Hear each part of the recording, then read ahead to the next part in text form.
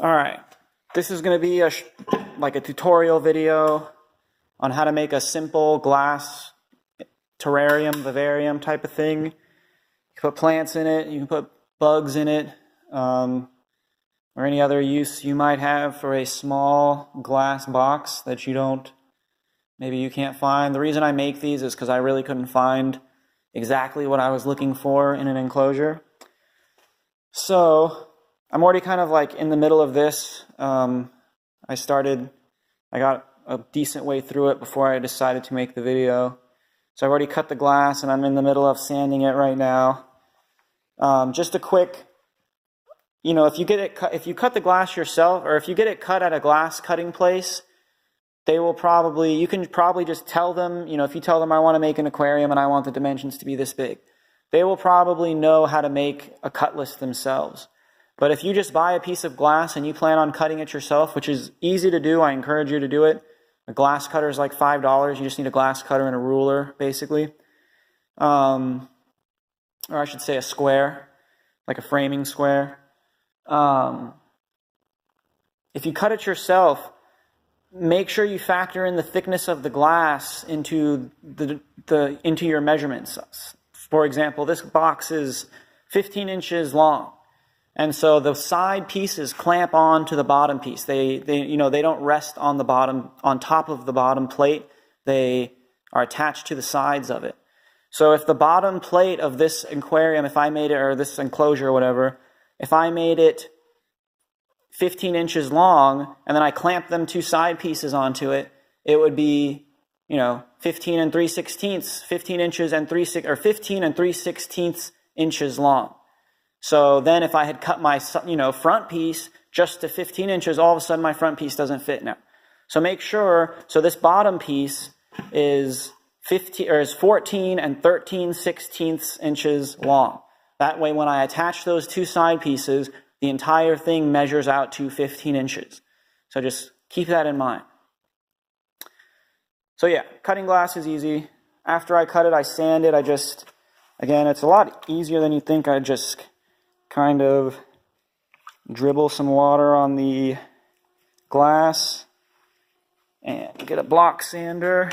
And it's hard. I use my other hand to clamp it down and just kind of sand to break the edge and then get on the sides. And so I'm going to do that and get back to you when I'm done. Alright, so I got all the glass filed down, nice smooth edges. After that, I like to wash it with just some alcohol and paper towels to kind of clean everything up, because the next step will be siliconing it all together. And just remember, since you're making something here, it's only going to be as good as you make it. So don't rush, don't skip, take your time. Sand all the edges real good, make sure they're nice and smooth and beveled. And when you clean it, clean it. Don't leave water spots and, all kinds of stuff on the glass. Just take your time, enjoy each step. You're doing this because you like it, right? So take your time is my advice. Make each piece crystal shiny, crystal clear when you're done. And so I'm going to clean all these pieces of glass and once again get back to you. So all the glass is now washed. Unfortunately, I scratched some of it, but it's pretty minor, so, no big deal. It does suck, though. So now there's multiple ways to silicone it all together. You can make all kinds of clamp and jig setups. Some people just use, where a counter meets a wall and use that as, their jig. And they might use a glass of water or something for a clamp, or just something heavy to keep everything in place.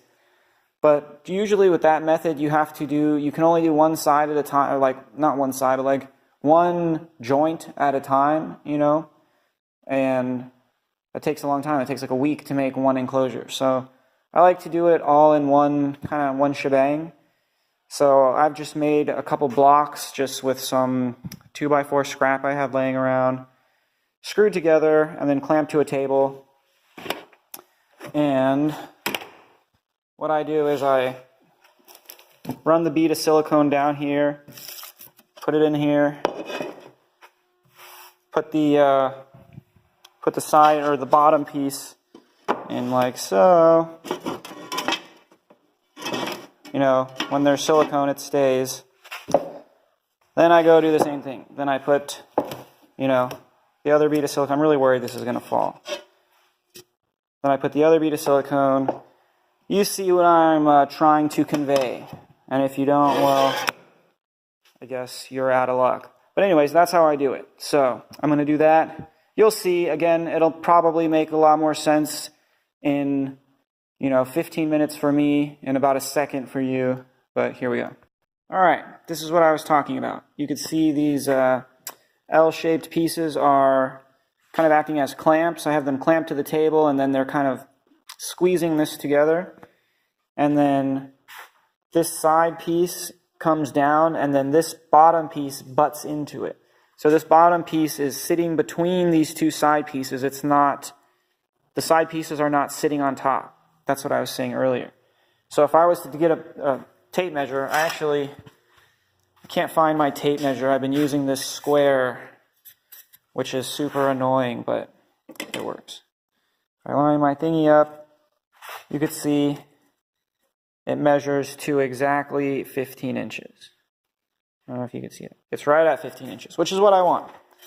Had I made the bottom piece 15 inches, then when I added these two pieces on, it would have been 15 inches and some change. It would have been 15 inches and like 3/16 or something like that, or 15 inches and 7/32 to be specific.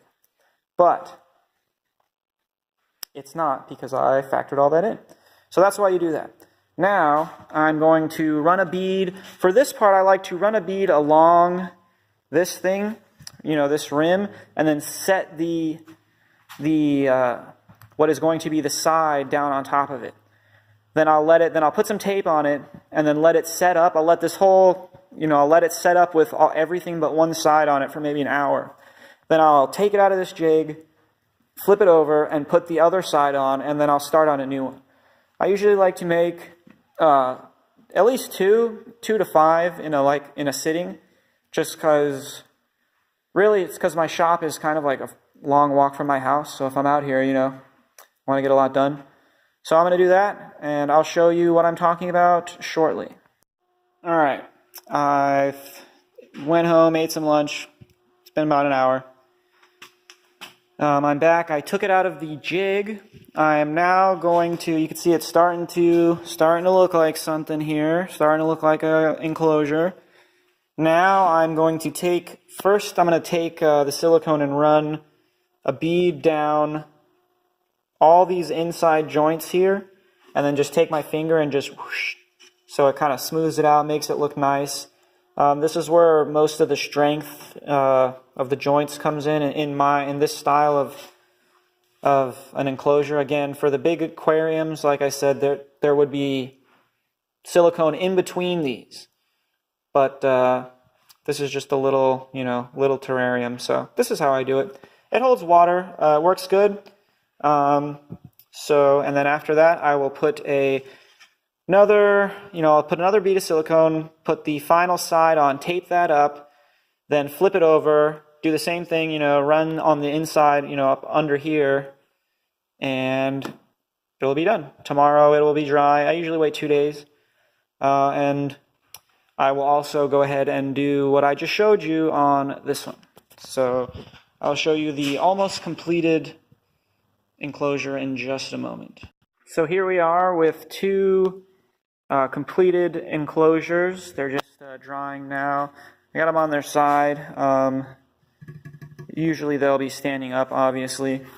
You don't necessarily need the tape. I just do that because I move them around and flip them over and stuff as I'm building them, so the tape keeps everything in place. If you just do it piece by piece, you can just do one seam or one bead or whatever, and then let it dry, and then stick another piece on there. And it takes longer, but that is a perfectly viable way of building these. So that's that. I'm going to let these dry for a couple days, then fill them full of dirt and plants and stuff, and that'll be that.